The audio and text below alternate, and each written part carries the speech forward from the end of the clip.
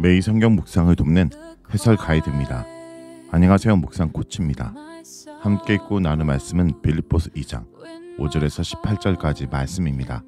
바울은 겸손의 모범으로서 예수 그리스도의 낮아짐에 대해 말합니다.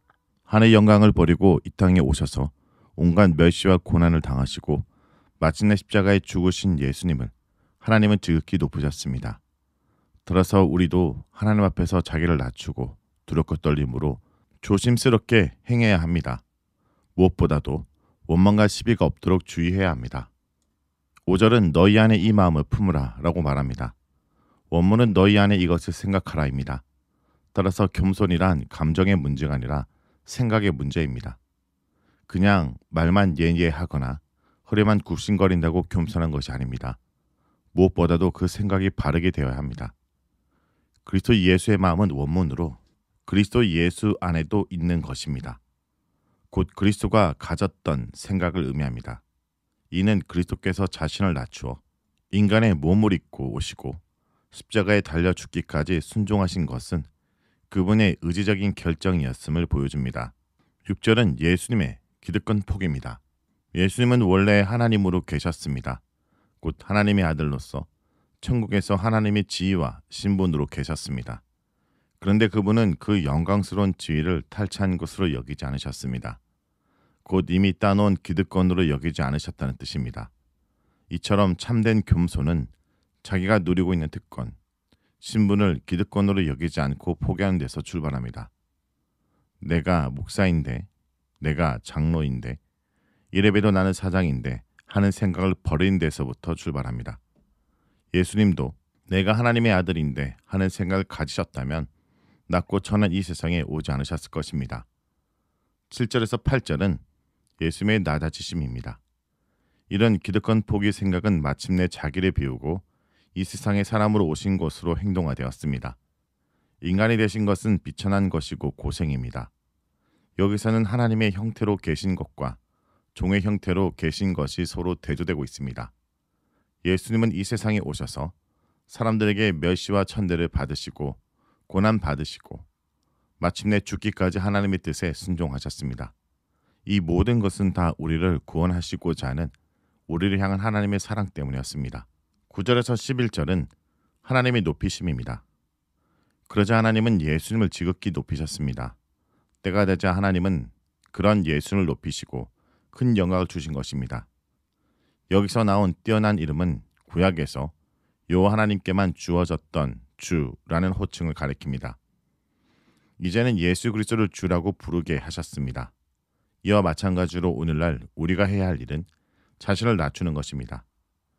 빌립보 공동체의 분열은 바로 자기를 부인하고 낮추는 십자가의 정신이 결여된 데서부터 시작되었습니다. 우리가 낮추면 하나님이 높여주십니다. 그런데 많은 사람들은 자기 자신을 높이려 애씁니다. 그러면 하나님이 그 사람을 낮추실 것입니다. 12절에서 13절은 너희 구원을 이루라 라는 내용입니다. 이것은 우리의 노력과 행함으로 우리의 구원을 이룬다는 의미가 아닙니다. 우리는 이미 구원을 받았지만 미래적 의미의 구원, 곧 종국적 구원을 위해 조심스럽게 노력해야 한다는 의미입니다. 우리는 이미 받은 구원에 감사하면서 천국에 갈 때까지 두렵고 떨림으로 즉 조심스럽게 행해야 합니다. 이 행동은 구원의 조건이나 전제가 아니라 구원받은 자의 마땅한 삶입니다. 그래서 바울은 이에 대한 오해가 없도록 하기 위해 너희 안에 행하시는 이는 하나님이시다 라고 말합니다. 여기서 구원이 개인의 영혼 구원이 아니라 분열된 공동체의 샬롬, 하나됨, 안녕을 의미한다 보시다는 견해에 대해서도 귀를 기울여야 합니다. 이것은 1장 19절의 구원이 바울의 석방을 포함한 안녕을 의미할 수 있는 것과 비슷합니다. 문맥이 갑자기 영혼 구원으로 흐르는 것이 어색하며 2장 1절부터 시작된 공동체의 분열 문제나 외부적인 고난에 두려워하지 말라는 말에 대한 언급이라고 보는 것이 더 자연스럽습니다. 14절에서 16절은 구원받은 자의 삶입니다. 하나님의 은혜로 구원받은 자는 무엇보다도 원망과 시비가 없이 행해야 합니다. 왜냐하면 악한 이 세상에서 빛들로 나타나야 하기 때문입니다. 이를 위해서는 생명의 말씀을 붙들어야 합니다. 이 부분은 원망과 시비로 멸망한 강야 이스라엘 백성들을 배경으로 하고 있는 것으로 보입니다. 세상 앞에 빛으로 드러나는 삶을 통해 말씀을 전하기 위해서, 즉 선교를 위한 전제 조건으로 공동체 일치를 명령하고 있습니다. 17절에서 18절은 바울의 태도입니다.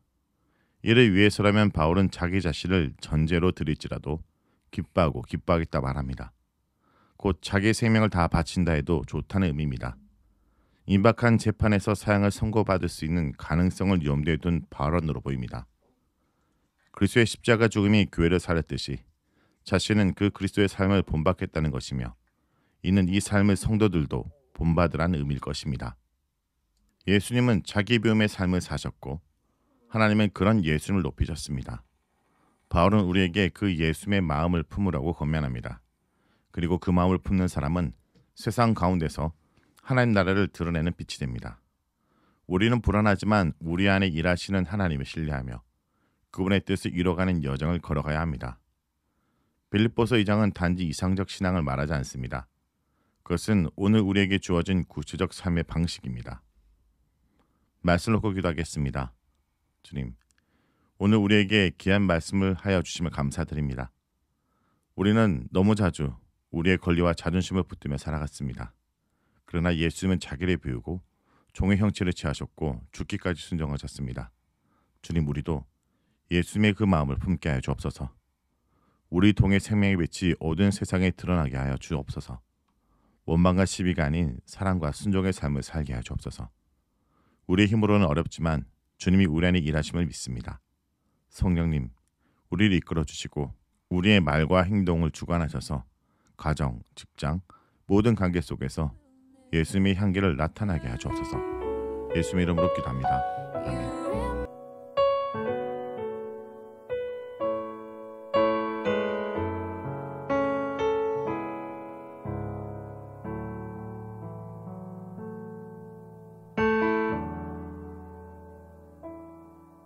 내게 유익하던 것을 다 해로 여기네.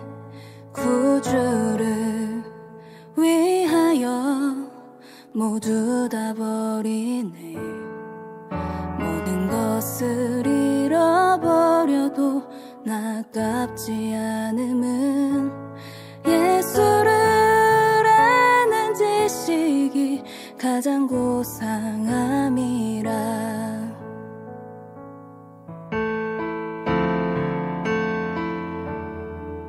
육체를 신뢰하지 않고 겸손한 마음으로 부활의 능력과 고난에 참여하며 그의 죽으심을 본받아 그리스도를 얻고 예수의 안에서 발견되려 함이라. 둯대를 향하여 그리스도 예수 안에서 부름의 상을 위하여 달려가노라. 이전에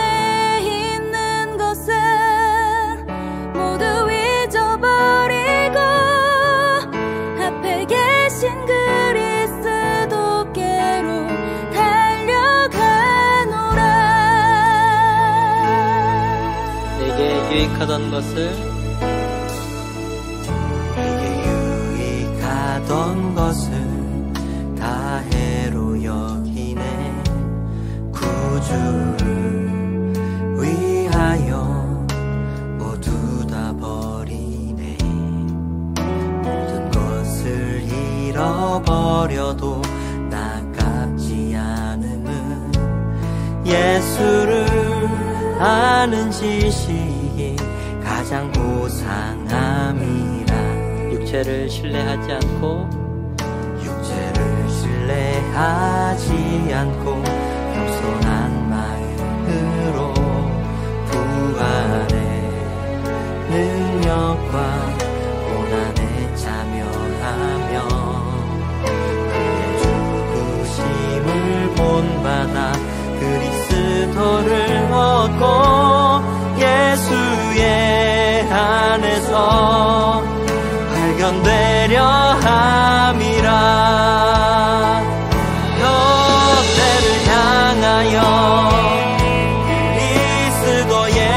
안에서 부름의 상을 위하여 달려가노라. 이전에 있는 것은 모두 잊어버리고 앞에 계신 그리스도께로 달려가노라. 롯데를 향하여 그리스도 예수 안에서 부름의 상을 위하여 달려가노라. 이전에 있는 것은 모두 잊어버리고 앞에 계신 그리스도께로 달려가. 율법에서 난 것이 아니요 오직 그리스도를 믿는 믿음으로 난 것이라.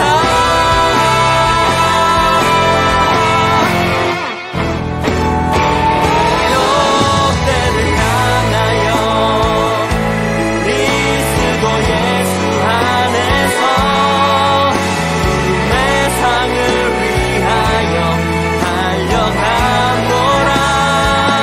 이전에 있는 것은 모두 잊어버리고 앞에 계신 그리스도께로 달려.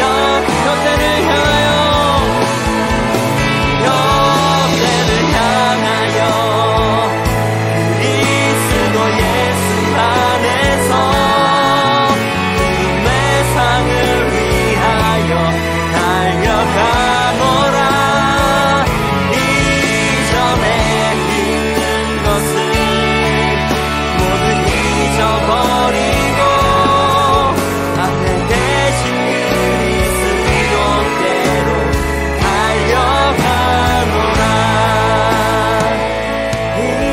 이전에 있는 것은 모두 잊어버리고 앞에 계신 그리스도께로 달려가노라.